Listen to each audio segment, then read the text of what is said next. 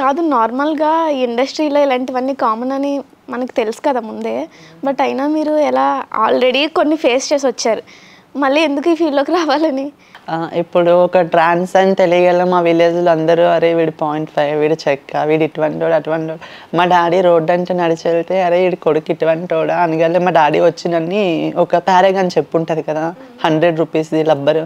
దాంతో కొట్టేసాడు ఫుల్లుగా. రూమ్‌లో పెట్టి శుభ్రంగా కొట్టేసారు నన్ని. కొట్టేసిన తర్వాత అందరూ తర్వాత నాకు నీట్ ఎగ్జామ్‌కి ప్రిపేర్ అవుతున్నా మా అన్నయ్య వచ్చి కొట్టేసాడు.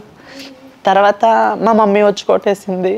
అందరూ కొట్టేయడం వల్ల నాకు ఇంకా నేను మనసుని కాలేకపోయినా హెట్ అయినా నేను మా మమ్మీ డాడీకి మంచి పేరు తేవాలి, నేను మంచిగా ఉండాలి, మా ఊరికి పేరు తేవాలి, మా విజయనగరం మా డిస్ట్రిక్ట్కి పేరు తేవాలి. నా వల్ల నన్ను ఎవరైతే చిన్న చూపు చూసారో, నన్ను ఎవరైతే మంచి ఇది ఇలా అడలా అనుకున్నారో అటువంటి వాళ్ళకి నేనంటే ఏంటో చూపించాలి. నన్ను మా ఫ్యామిలీ కూడా యాక్సెప్ట్ చేయలే ఫస్ట్. సో అలా అలా అలా హైదరాబాద్ వచ్చి కొంచెం తెలిసిపోయిన తర్వాత మా మమ్మీయే నాకు ఒక 20K ఇచ్చి నాకు మొబైల్ కూడా యూజ్ చేయడం రాదు. నా ఇంటర్ అయ్యే వరకు నాకు మొబైల్ కూడా తెలిసేది కాదు. తర్వాత మా మమ్మీ ఇచ్చిన మనీతో ఒక మొబైల్ కొనుక్కొని అలా అలా ఈ హైదరాబాద్లో స్టే చేసేసాను. మళ్ళీ రైల్వే స్టేషన్ దగ్గర ఉంటే నేను 3 డేస్ నేను అక్కడే స్టే చేశాను. నాకు హైదరాబాద్ ఏం తెలియదు. తర్వాత 3 డేస్ అక్కడే స్టే చేస్తే మనీ తీసుకొని వెళ్ళిపోయారు. బ్యాగు ఏం లేదు, ఫోన్ ఒకటే ఉంది నా దగ్గర. ఆ ఫోన్తో అలా అలా తెలుసుకొని ఇక్కడ మా విలేజ్లో మా మమ్మీకి ఎవరో తెలిసిన రిలేటివ్స్ ఉన్నారు, మా మామ వాళ్ళు ఎప్పుడు మాతో మాట్లాడరు. ఓకే, అంటే ఈ రీజన్తోనా? ఈ రీజన్తోనే కాదు, ఫస్ట్ నుంచి మా మమ్మీ వాళ్ళతో మాట్లాడరు వాళ్ళు. సో వాళ్ళతో మాట్లాడుకుంటే వాళ్ళు తర్వాత నేను వాళ్ళ డాటర్ నా ఫ్రెండు, తను నాతో బాగా క్లోజ్గా మాట్లాడింది. నాకు ఇక్కడ ఏం తెలియదని నేను తనకి చెప్పుకొని ఏడిస్తే నువ్వు ఇలా రా అని అన్నది. నేను మా మమ్మీ డాడీతో మాట్లాడి నేను ఇంటికి తీసుకుని వెళ్తాను రా అని అంటే ఎర్రమంజిల్ దగ్గర నిమ్స్ హాస్పిటల్ బ్యాక్ సైడ్ వాళ్ళ హౌస్ ఉంది. వాళ్ళు ఒక రోజు తీసుకొని వెళ్ళి ఇంట్లో పెట్టుకున్నారు. మళ్ళీ మా అత్తయ్య ఏమో వెళ్ళిపో మా ఇంట్లో ఎందుకు, నువ్వు మీ అమ్మ నాన్న ఇచ్చేలే, ఎన్ని రోజులు ఉంటావు మా ఇంట్లో అనేసి బయటికి తగిలేశారు. ఇంక నేను అలా అలా వచ్చి ఒక మేడం దగ్గర పనిచేసేదాన్ని. ఓన్లీ నాకు ఫుడ్ పెట్టేటోళ్ళు 3 పూట్ల వాళ్ళ ఇంట్లో పని అంతా చేసేసేదాన్ని. ఇంకా ఆఫీసెస్లో గిన్నెలు తోవడం, మాపేయడం అటువంటివి చేసేదాన్ని ఫస్ట్లో. సో అలా అలా చేసుకుంటూ వాళ్ళ ఇంట్లో మంచి ఫుడ్ అది పెట్టేటోళ్ళు. తర్వాత ఆమె కొంచెం అసిస్టెంట్గా వెళ్తావా అని అంటే ఇండస్ట్రీలోని నేను మూవీ షూటింగ్స్కి వెళ్ళేదాన్ని. వాళ్ళు ఏమో నన్ను డైలీ తిట్టేటోళ్ళు.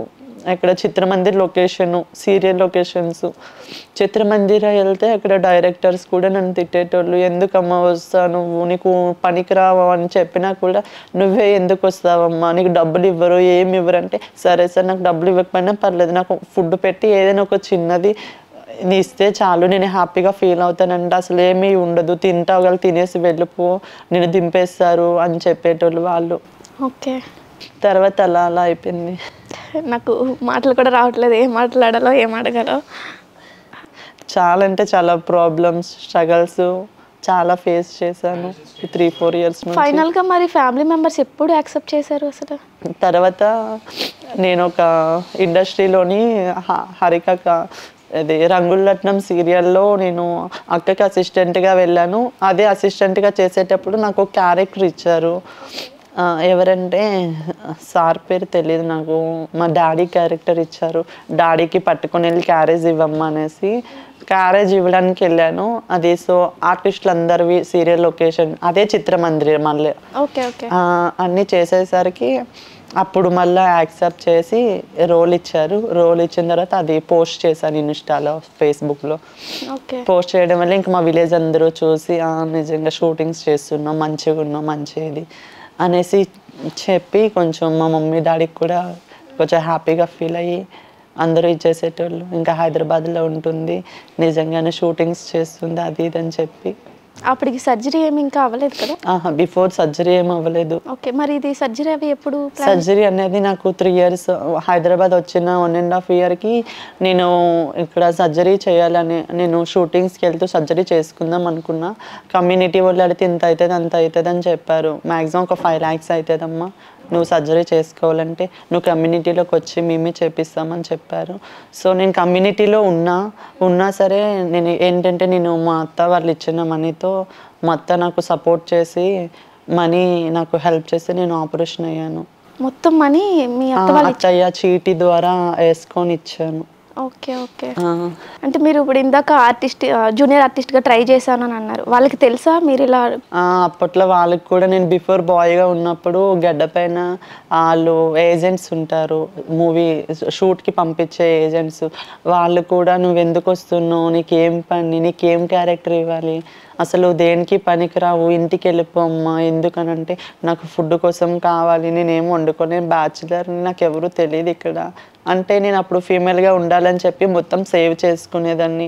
సేవ్ చేసుకుంటే ఎందుకమ్మా సేవ్ చేసుకుంటున్నావు, నువ్వు చూడడానికి చక్కగా లెక్క కనిపిస్తున్నావు, నువ్వు పనికి రావు, నువ్వు వెళ్ళిపోంటే నాకు ఏమైనా పల్లె, నాకు ₹1 కూడా వద్దు, నాకు 3 పూట్ల ఫుడ్ పెడితే చాలు అని చెప్పేసి షూటింగ్స్ జూనియర్ ఆర్టిస్ట్గా వెళ్ళేదాన్ని. తర్వాత అక్కడ అక్క నెంబర్ తీసుకొని అసిస్టెంట్గా వెళ్ళా. తర్వాత అదే అసిస్టెంట్గా వెళ్ళిన దగ్గరే నేను ఆర్టిస్ట్గా కూడా వెళ్ళా. ఇప్పుడు హరిత గారు అని చెప్పారు కదా, ఆమెకి తెలుసా మీ అప్పుడు సిచ్యువేషన్ ఏంటి? బిఫోర్ బాయ్గా ఉన్నప్పుడు హరిత అక్క దగ్గర చేశాను. హరిత అక్క నాకు బాగా క్లోజ్గా ఉండి సింపుల్గా మాట్లాడి ఇంట్లో ఒక అమ్మాయి లెక్క చూసుకునేది, మంచిగా ఫోటోషూట్స్ షేర్ చేసుకునేవారు, అన్నీ షేర్ చేసుకునేదాన్ని. తర్వాత మా మహతి మేడం ఇప్పుడు ప్రెజెంట్స్ అయితే ఇప్పుడు నేను అసిస్టెంట్గా వెళ్తాను షూట్స్ ఉంటే, లేదంటే మహతి మేడం దగ్గరికి అసిస్టెంట్గా వెళ్తాను. Jabardasth sir Sridevi drama company మేడంకి కూడా నేను ట్రాన్స్ అని తెలుసు, కానీ మా మేడం కూడా నన్ను నమ్మరు, అమ్మాయి లెక్కే ఉన్నావు, ట్రాన్స్ కాదు కదా నువ్వు, నిజం చెప్పు అనేసి. నాకు అలా అనిపించింది, అమ్మాయిగా కొంచెం నాకు జలస్గా అనిపిస్తుంది, అంత బాగున్నారు స్కిన్ టోన్ కానీ అసలు ఏం తెలియట్లేదు నాకైతే, అమ్మాయి నేను ఒక అమ్మాయితో మాట్లాడుతున్నట్టే ఉంది. Thank you. అవును, ఇప్పుడు సర్జరీ ఎప్పుడు చేయించుకున్నాను అన్నారు? నేను 2022 నవంబర్ 19. ఓకే. సర్జరీ తర్వాత మరి మీట్ అయ్యారా హరిత గారిని? హరిత గారిని మీట్ అయ్యాను, జబర్దస్త్లోనే మీట్ అయ్యాను. మహతి మేడం కంటిన్యూ కదా, మహతి మేడం గారు. ఓకే. మీకు ఈ కాంపిటీషన్కి ముందే, మీరు విన్ అవ్వక ముందే మీకు జబర్దస్త్లో వీళ్ళందరూ చాలా మంది తెలుసు అనుకుంటే కదా? జబర్దస్త్ ఆర్టిస్టులు అందరూ కమ్యూనిటీ వాళ్ళ పరిచయాల వల్ల లేకపోతే? లేదు, కమ్యూనిటీ పరిచయాల వల్ల కాదు. నాకు నా ఫ్రెండ్ సాగర్ డాన్సర్ ఉన్నాడు, కొరియోగ్రాఫర్ తను. సో సాగర్ నాకు తెలుసు. సో నా ఫ్రెండ్ షూటింగ్లోనే పరిచయం అయ్యాడు నాకు, ఏమైనా ఉంటే నీకు చెప్తాను అది ఇది అని అన్నాడు. సో తన ద్వారా నేను వెళ్ళిన తర్వాత నాకు మళ్ళీ జబర్దస్త్ రామ్ గారు ఉన్నారు, అతని నెంబర్ నా దగ్గర ఉండే. అప్పుడు నేను సార్కి ఫోన్ చేసి ఇట్లా షేర్ చేసుకుని ఒకేమో ఆపర్చునిటీ ఇప్పించండి అంటే, ఇండస్ట్రీలో చాలా కష్టమమ్మా, ఆపర్చునిటీ రావడం చాలా రేరు, ఇవ్వరు, నీకెందుకమ్మా, కష్టపడాలి, నేను కూడా కష్టపడి పైకి వచ్చాను, అదే ఇది. మహతి గారు ఉన్నారు, మహతి గారు నెంబర్ ఇస్తాము, అసిస్టెంట్ కావాలి, మీరు వెళ్తారా, నువ్వు వెళ్ళు, నేను మాట్లాడుతుంటే ఓకే సార్ నాకు ఏమైనా పర్లేదు, నేను మేడం దగ్గర అసిస్టెంట్గానే పనిచేస్తానంటే సరే నెంబర్ ఇస్తే నేను మాట్లాడితే మేడం లొకేషన్ పెట్టారు, మేడం దగ్గర అప్పటి నుంచి కంటిన్యూ అవుతున్నా. హలో, తెలుగు రాజ్యం ఛానల్ చూస్తున్నారా? సామాజిక రాజకీయ జీవన చిత్రణే తెలుగు రాజ్యం. అతిశయోక్తులు అసత్యాలు ఉండవు. రాజకీయ కోణం కాదు, ప్రజా కోణమే కొలబద్ద. తెలుగు రాజ్యం వీక్షణ మీ ఉత్తమ అభిరుచికి నిదర్శనం.